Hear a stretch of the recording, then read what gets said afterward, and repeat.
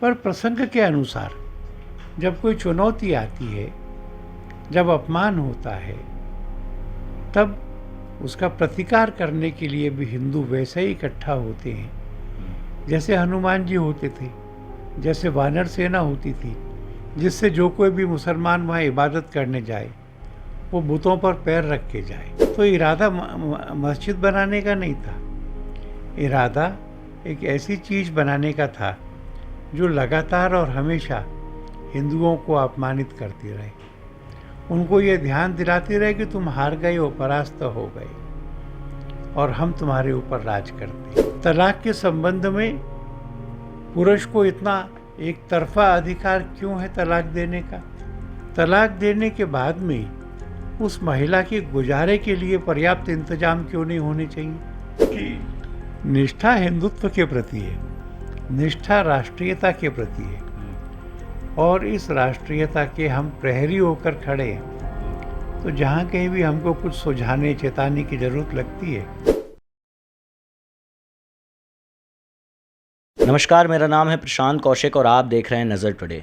हमारी जो सीरीज़ है चर्चा, जिसमें हम देश के विभिन्न चर्चित लोगों से बातचीत करते हैं, चर्चा करते हैं उन विषयों पर जो देश में कभी ना कभी एक गर्म मुद्दा यानी कि हॉट टॉपिक बने हुए रहते हैं। वो टॉपिक जो देश को, देश के राजनीति को, देश के संविधान को, देश की प्रगति को बदलने का काम करते हैं, उस पर हम विभिन्न लोगों से चर्चा करने का ये हमारा जो कार्यक्रम है, उसी कड़ी में हमारे साथ आलोक कुमार जी मौजूद हैं। Alok ji working president, international working president हैं बीएचपी यानी विश्व हिंदू परिषद के। दधीची देहदान समिति में भी कार्यरत हैं। इसके अलावा सीनियर एडवोकेट हैं आलोक कुमार जी। आलोक जी, बहुत बहुत स्वागत है इस चर्चा में हमारे साथ जुड़ने के लिए। जी, सबसे पहला तो सवाल मेरा आपसे यही रहेगा सर, जब एक वर्ड आता है बीएचपी यानी विश्व हिंदू परिषद, मतलब उसमें जो वर्ड आता है हिंदू, जब लोगों, जो आम नागरिक हैं, उनके बीच में आता है कि हिंदू, तो दल का नाम ही जोड़ा जाता है हिंदुत्व से। तो वीएचपी यानी विश्व हिंदू परिषद का हिंदुत्व या हिंदुत्व की परिभाषा क्या है सर? हिंदू एक जीवन पद्धति है जी। जो अपने को हिंदू मानता है वो हिंदू है जी। इसकी परिभाषा करना कठिन है, पर भारत की संस्कृति में, हमारे हजारों वर्ष के इतिहास में जो कुछ मान्यताएं सब लोगों के मन में स्थापित हुई हैं, जैसे ये मानना कि मेरा ईश्वर भी सत्य है, तुम्हारा भी सत्य है, जैसे यह मानना कि यह प्रकृति पूज्य है, इन सब चीज़ों को जो समझता है वो हिंदू है। जी, यही विश्व हिंदू परिषद की परिभाषा है हिंदुत्व की सर। हाँ जी। इसके अलावा सर, एक विश्व हिंदू परिषद के अलावा देश में अभी जो है हॉट टॉपिक बना हुआ है, सोशल मीडिया पर अगर हम जाएं तो जो आजकल की युवा पीढ़ी है वो हिंदुत्व को एक उग्र हिंदुत्व के तौर पर देखते हैं। जैसे हनुमान जी की अगर फ़ोटो देखी जाए तो बड़ा लाल सा, उनका गेरुआ सा कलर दिखाया जाएगा, जबकि रामचरितमानस में या फिर राम जी का जो जीवन था वो बड़ा ही सात्विक जीवन था, सौम्य जीवन रहा है। तो उग्र हिंदुत्व और हिंदुत्व में क्या अंतर लगता है? कहीं ना कहीं बीएचपी का इसमें कोई रोल है, या फिर ये लोगों की मनोदशा है, या लोगों की परिभाषा अपने तौर से गढ़ी गई है? ये सब प्रसंग के हिसाब से होता है। जी। राम जी का चेहरा शांत और सौम्य है, पर जब वो 3 दिन समुद्र के किनारे बैठे रहे और उससे रास्ता मांगा, समुद्र ने उत्तर नहीं दिया, तो उनको क्रोध आया। जब सीता जी का अपहरण हुआ तो उनको दुख लगा। जब लक्ष्मण मूर्छित हो गए तो वो विकल हुए। इसलिए हिंदू का स्वरूप मूलतः तो शांत और सौम्य है, पर प्रसंग के अनुसार जब कोई चुनौती आती है, जब अपमान होता है, तब उसका प्रतिकार करने के लिए भी हिंदू वैसे ही इकट्ठा होते हैं जैसे हनुमान जी होते थे, जैसे वानर सेना होती थी। इसलिए उग्र और सौम्य, दृढ़ और शांत, ये एक ही व्यक्ति के रूप हैं, हिंदू का एक ही रूप है, पर प्रसंग के अनुसार वो प्रत्युत्तर देता है। ठीक है। आलोक जी, आपके जैसे अभी पिछले दिनों बयान थे, ज्ञानवापी को लेकर भी आपने बयान दिया था कि नहीं वहाँ पर तो मंदिर होना ही चाहिए, शिवलिंग की स्थापना होनी चाहिए। आज भी सुप्रीम कोर्ट ने कहा है कि उसको 12 नवंबर तक देखा जाएगा, जो जिला मजिस्ट्रेट हैं उसको देखेंगे। इसके अलावा जो राम मंदिर का निर्माण था उसका भी विश्व हिंदू परिषद जो है अग्रणी रहा है हमेशा से। और इसके बाद जो भी ज्ञानवापी का मुद्दा चल रहा है, तो जो हमारे देश में एक भावना थी, या जो कहा जा सकता था कि सर्वधर्म समभाव की भावना थी, तो सभी धर्मों को एक साथ लेके चलना, लेकिन हम सिर्फ हिंदू को आगे लेके चलेंगे, कुछ ऐसी भावना भी देश में अभी जो देखनी जाती है। क्योंकि आपके अलावा जो विश्व हिंदू परिषद है, उसके अलावा भी कई सारे दल हैं जो अलग अलग धर्मों को रिप्रेजेंट करते हैं और कई सारे बयानबाजी करते हैं। तो विश्व हिंदू परिषद और आपका उस पर क्या स्टैंड रहेगा? ये आगे लेके चलने की बात नहीं है। हमारे संविधान में सबको बराबर का अधिकार है। हम लोगों ने कभी ये नहीं कहा कि दिल्ली की जामा मस्जिद को मंदिर में बदलो, वो मस्जिद है, रहे। काशी और मथुरा में जो मूल मंदिर थे उनको तोड़कर उनके ऊपर ये सब बनाया गया है, और ये हमको अपमानित करने के लिए बनाया गया है। मथुरा के बारे में तो औरंगजेब का आदेश भी मिलता है, जिस आदेश में उसने कहा था कि इनके बुतों को तोड़ दो, उसका चूरा कर दो, उसको फर्श के मसाले में लगा दो, जिससे जो कोई भी मुसलमान वहाँ इबादत करने जाए वो बुतों पर पैर रख के जाए।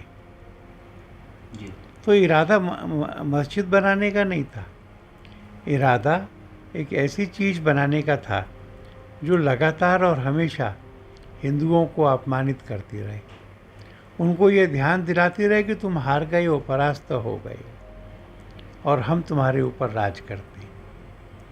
तो ऐसी स्थिति में अगर हिंदुओं को लगता है कि हमारे प्राचीन और ऐतिहासिक स्थान है, उनको हम वापस लें, तो इसमें गलत क्या है? नहीं, इसमें गलत तो नहीं है सर, लेकिन एक भावना की बात आती है। जैसे लोग कहते हैं, अब जब हमारा देश आज़ाद हुआ तो पंडित नेहरू ने एक बात कही कि धर्मनिरपेक्ष रहेंगे हम, मतलब हम किसी धर्म को नहीं मानेंगे, भारत देश एक धर्मनिरपेक्ष देश होगा। उसके अलावा गुटनिरपेक्षता की उन्होंने बात कही, हम सभी भाई बहन हैं। लेकिन जब ऐसे मुद्दे कोर्ट में आते हैं, ये आपका ही एक बयान था सर कि सुप्रीम कोर्ट सर्वोपरि है, मतलब संविधान के हिसाब से देश चलना चाहिए।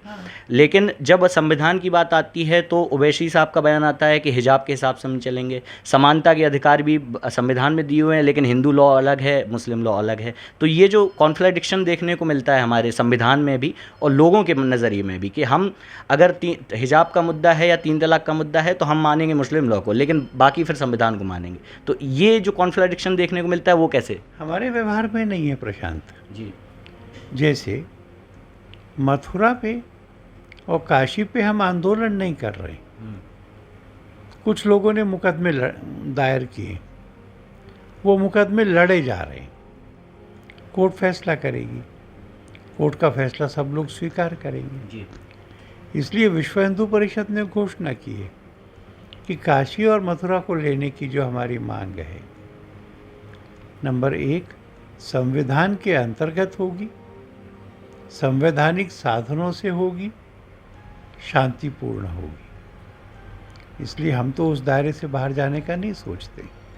आप जैसे सुप्रीम कोर्ट के एक मोस्ट सीनियर वकील भी हैं सर, तो जो समानता के अधिकार के तहत बाकी जो लॉज आते हैं उनको कितना सही ठहराया जा सकता है कि नहीं मुस्लिम लॉ से ही चलेंगे, हम हिंदू लॉ से ही चलेंगे? मैं समझता हूँ कि यूनिफॉर्म सिविल कोड हो जाना चाहिए जी। जितने भी लोग विधायक बनते हैं, सांसद बनते हैं, वो संविधान के प्रति शपथ लेके बनते हैं, निष्ठा की शपथ। तो अगर संविधान में निष्ठा है तो उसके नीति निर्देशक तत्वों में भी तो निष्ठा चाहिए। उसमें तो लिखा हुआ है कि सब सरकारें यूनिफॉर्म सिविल कोड बनाने के लिए कदम उठाएंगी। आज़ादी के इतने साल बाद भी क्यों नहीं बना?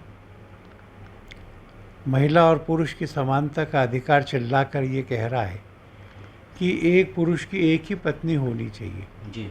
4 नहीं हो सकती। बहुत सारे मुस्लिम देशों में भी ये कानून है, भारत में क्यों नहीं है? तलाक के संबंध में पुरुष को इतना एक तरफा अधिकार क्यों है तलाक देने का? तलाक देने के बाद में उस महिला के गुजारे के लिए पर्याप्त इंतजाम क्यों नहीं होने चाहिए? तो जब पूरी दुनिया मनुष्य में समानता मानती है, महिला और पुरुष में समानता मानती है, तो एक पुरुष एक स्त्री, जी इसलिए मैं समझता हूँ कि हम सब लोगों ने इस तरह के सुधारों का हमेशा स्वागत किया है। हमको संतोष है कि हिमाचल में एक दल के घोषणा पत्र में इस बात का जिक्र है कि हम जीत गए तो समान नागरिक संहिता बनाएंगे। जी उत्तराखंड की सरकार ने एक कमीशन बनाया हुआ है, गुजरात ने एक कमीशन बनाया हुआ है। देश इस तरफ आगे बढ़ रहा है और जहाँ जहाँ भी हमको बांटने वाले अधिकार हैं उनको समाप्त करके जो सबके लिए उचित है ऐसा समानता का अधिकार हम नागरिक संहिता में भी लाएंगे, बाकी जगह भी लाएंगे। जी विश्व हिंदू परिषद जैसे लगातार ये बोला जाता है सर कि राजनीतिक दल नहीं है, हम किसी प्रकार से कोई राजनीति नहीं करते हैं, लेकिन विश्व हिंदू परिषद हो या आरएसएस हो, एक तरफ का झुकाव किसी राजनीतिक दल के लिए लगातार ये बयानों में और देखने को मिलता है।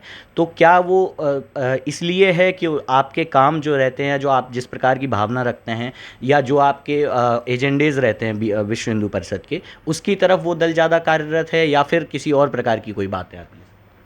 आप सही कह रहे हैं। जी भारतीय जनता पार्टी की सरकारें हिंदुत्व की दृष्टि से, राष्ट्रीयता की दृष्टि से बाकी सरकारों से ज़्यादा सचेत रहती हैं। इसलिए बहुत सारी चीज़ों में हमारा भी सरकार को समर्थन रहता है। पर अगर कोई और भी अच्छा काम करेगा, छत्तीसगढ़ की सरकार ने हर जिले में गाय का गोबर और मूत्र खरीदने के लिए स्थान बनाया है। सेल्फ हेल्प ग्रुप में महिलाएं उस गोबर और मूत्र को खाद में और दवाइयों में बदलते हैं। तो गाय की रक्षा के लिए ये काम किया है। मैं वहाँ गया तो प्रेस कॉन्फ्रेंस में पूछा, मैंने कहा हाँ, भूपेश बघेल की कांग्रेस सरकार ने गाय के लिए जो काम किया है वो अच्छा है और इसके लिए मैं उनका अभिनंदन करता हूँ।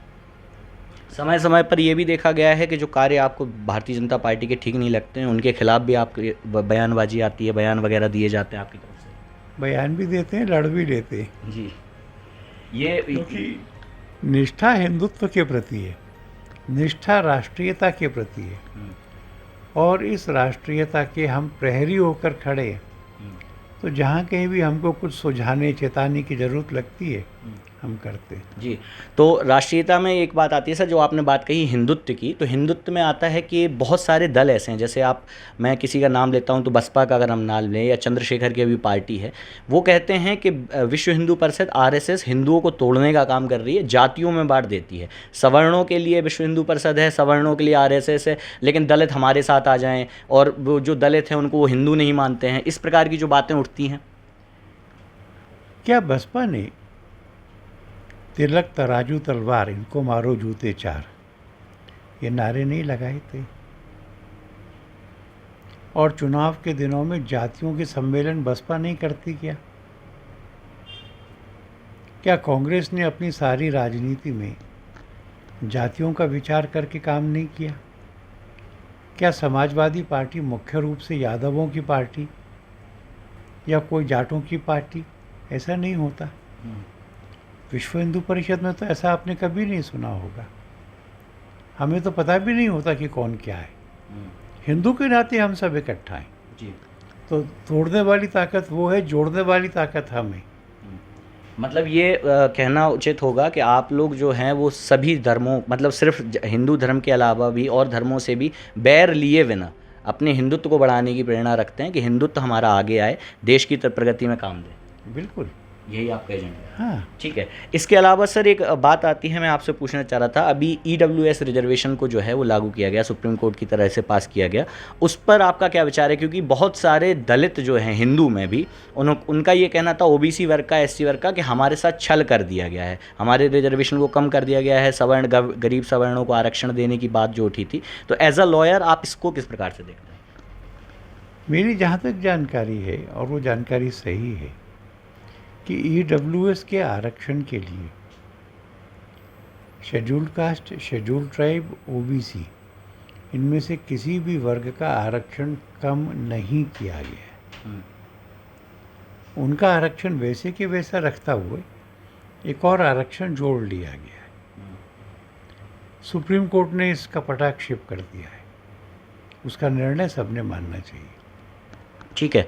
इसके अलावा सर आखिरी 2 सवाल मैं आपसे और लेना चाहूँगा कि सबसे पहले तो सर जो आपकी नीति है विश्व हिंदू परिषद की हिंदुओं को आगे बढ़ाने की, इसके अलावा जो धर्मनिरपेक्षता की मैंने पहले बात की थी कि हमारे देश में और जाति धर्म के लोग रहते हैं। आपने राम की बात कही, तो राम भी जब बन के और गए तो उन्होंने वानरों का भी संरक्षण किया, राक्षसों का भी संरक्षण किया। रावण को जरूर मारा क्योंकि आतंकवादी था या आतंकी था, लेकिन उन्होंने विभीषण का संरक्षण किया और उनको राज्य की गद्दी बैठाया। इसी प्रकार से हिंदुत्व जो रहेगा तो बाकी के जो हमारे धर्म के लोग यहाँ पर देश में बसते हैं उनके लिए क्या आपकी नीति है और विश्व हिंदू परिषद की क्या नीति है?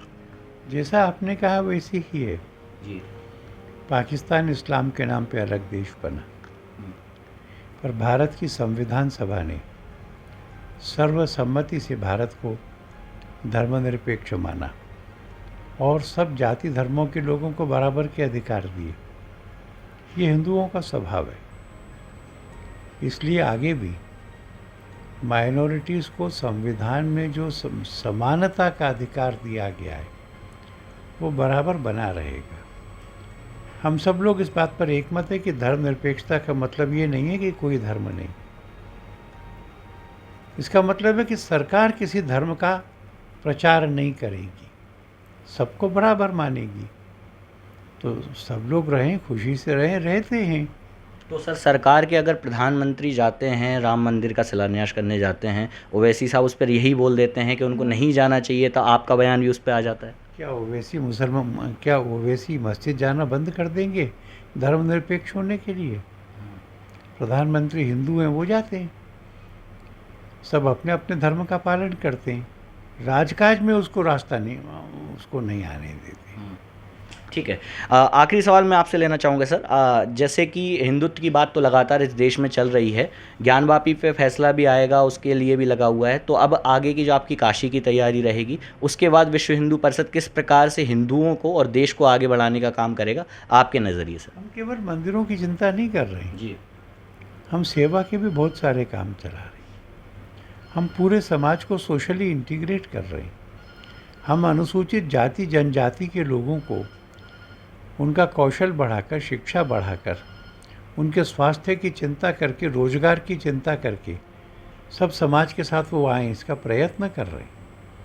हम संस्कृत के लिए काम करते हैं, हम गाय के लिए काम करते हैं, हम मठ मंदिर हिंदू समाज के आस्था के केंद्र बन कर के सामाजिक गतिविधियों के केंद्र बने, इसके लिए काम करते हैं। हिंदू समाज की समग्र चेतना को और कर्मशक्ति को जगाने के लिए हम हैं। इसलिए इसमें कुछ एकांतिक या छोटापन नहीं है। ठीक है। इसके अलावा सर विश्व हिंदू परिषद में आप इंटरनेशनल वर्किंग प्रेसिडेंट हैं, इसके अलावा आप सुप्रीम कोर्ट में हैं, लेकिन बहुत अच्छा कार्य एक आपके द्वारा जो देखा गया है दधीची देहदान समिति, उसके बारे में कुछ आप कहना चाहेंगे कि कैसे वो प्रोग्रेस है, देश में और लोग उससे जुड़ना चाहें कैसे जुड़ेंगे उससे? बहुत अच्छे से हो रहा है। मूल रूप से ये कहना कि मरने के बाद 7 मन लकड़ी बचा लो, अपना पूरा शरीर मेडिकल कॉलेज में बच्चों की पढ़ाई के लिए दान कर दो, जी, इस काम को हम करते हैं। अच्छा काम है, सबको करना चाहिए। मेरे माताजी पिताजी की भी इच्छा थी कि उनके जाने पर हम उनकी देह दान करें। हमने उनका अंतिम संस्कार नहीं किया, हमने उनकी देह मेडिकल कॉलेज को दी। पुण्य का काम है, मोक्ष का रास्ता है जी, सबको हमारी मदद करना चाहिए। जी। आलोक जी बहुत बहुत धन्यवाद हमारे साथ इस चर्चा में जुड़ने के लिए।